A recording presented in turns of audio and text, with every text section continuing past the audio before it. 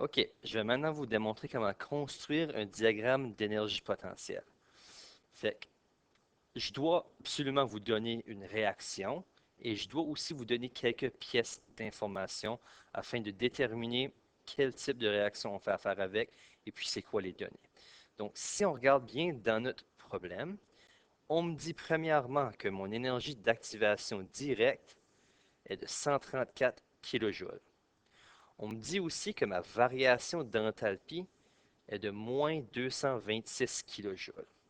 En fait, dans un diagramme d'énergie potentielle, j'ai juste trois pièces d'information. Quand ça vient à des valeurs d'énergie, j'ai l'énergie d'activation directe, l'énergie d'activation inverse, et puis la variation d'enthalpie. Ici, étant donné que j'ai une variation d'enthalpie négative, ça m'indique que je fais face à une réaction exothermique. Et comme on a vu dans le vidéo précédent, la courbe d'une réaction exothermique a quelques caractéristiques. Donc, je peux toujours commencer en plaçant mes axes. L'axe Y, dans ce cas ici, sera mon énergie potentielle, et puis mon axe des X, la progression de ma réaction de réactif vers produit.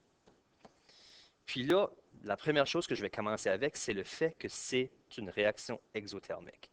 Si je fais face à une réaction exothermique, ça implique que mon niveau énergétique des réactifs sera supérieur à celui des produits.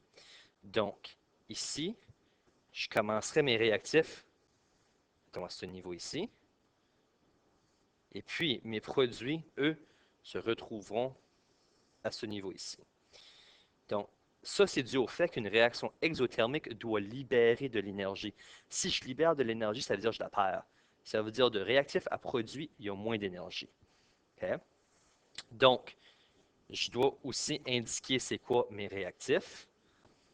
Donc, j'ai du CO plus NO2 qui me donne mes produits CO2 plus NO. Et par la suite, comme j'ai mentionné, indépendamment de la réaction, je dois fournir un petit peu d'énergie. Puis ça, c'est l'énergie qu'on va appeler l'énergie d'activation.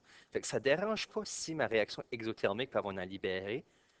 Il faut quand même que j'en fournis un petit peu pour commencer la réaction. OK? Donc, ici, l'énergie que je fournis de là à là, c'est mon énergie d'activation directe. L'énergie que j'ai besoin pour commencer ma réaction. Puis ça, c'est quelque chose qui est fourni dans le problème. Et puis, c'est de 134 kJ. Et puis, comme je sais aussi, ma variation d'enthalpie, c'est la différence énergétique entre produit et réactif. Donc, de là jusqu'à ici, c'est ma variation d'enthalpie. Puis ma variation d'enthalpie est de moins 226 kJ. Et puis maintenant, ce qu'il me reste, c'est la variation, l'énergie d'activation inverse.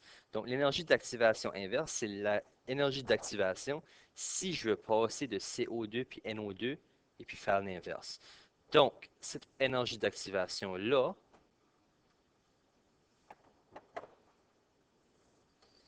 serait du sommet ici jusqu'au niveau des produits.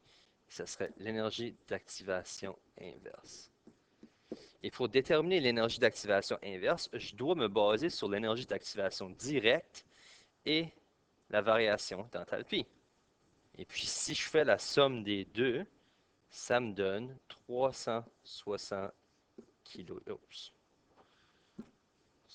360 kJ. Donc, vous êtes juste obligé de regarder au dessin. Pour avoir ma plus longue flèche, je dois combiner les deux autres. Donc, ici, oui, je comprends. Ta variation d'enthalpie, c'est un signe négatif. Mais ici, on le néglige. Vous êtes juste obligé de regarder l'aspect visuel du graphique. Vous pouvez voir que c'est la combinaison des deux énergies. Et puis ça, c'est comment on construit un diagramme d'énergie potentielle d'une réaction exothermique. Je vais maintenant vous parler du complexe activé. Donc, le complexe activé, c'est un état temporaire. Comme j'ai mentionné tantôt, c'est un point dans la réaction où il n'y a ni produit ni réactif, mais une combinaison des deux. C'est vraiment, puis ça se produit uniquement à l'état de transition. Donc, à la transition entre produit et réactif. Et puis, c'est, comme j'ai dit, un état temporaire, ça ne dure que quelques millisecondes. Vraiment, c'est vraiment, vraiment court. Donc, c'est une molécule, comme si vous regardez bien ici, au niveau des réactifs, vous avez du NO2 puis du CO. Donc, le NO2 et puis le CO se combinent pour donner ce que vous avez comme produit ici. Et puis, ils se combinent pour former du NO et du CO2, si on regarde bien ici.